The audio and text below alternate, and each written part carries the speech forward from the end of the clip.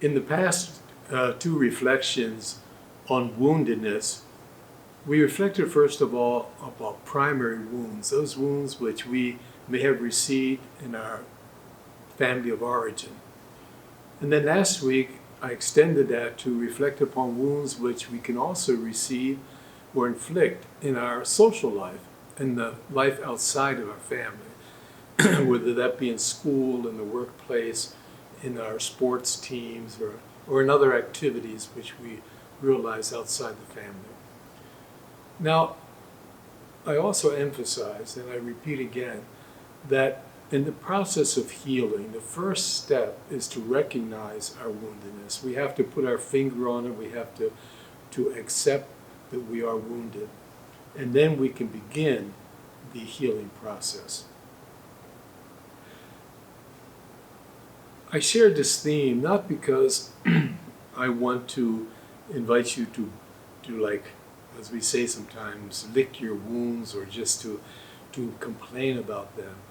But we want to heal them. We want to move beyond the wounds. But first of all, we have to recognize them. And we look, of course, to Jesus as the source of our healing as Christians. Jesus is the one who can take our wounds upon himself and destroy them and heal them.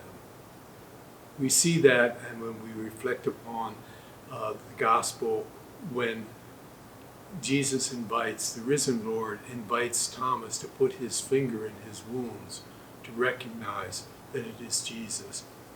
Jesus, the risen Lord, also has wounds, the wounds which he had in the crucifixion, but they are healed wounds, they are transformed wounds.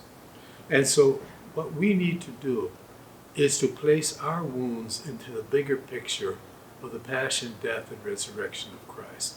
We hear in the scriptures during Holy Week that it is our wounds that he bore, and by his wounds we are healed. So we don't have to hold on to our wounds forever. We don't have to keep living out of those wounds in our relationships, or doesn't have to affect our way of understanding our self-esteem. We can turn them over to the Lord and let the Lord heal them for us. By his wounds, we are healed.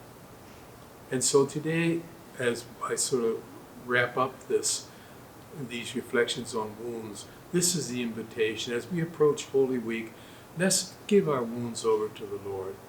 Let the Lord take care of them for us. And in his presence, we can find peace and reconciliation. Jesus is the Good Shepherd, or the Good Samaritan. He sees us wounded by the wayside.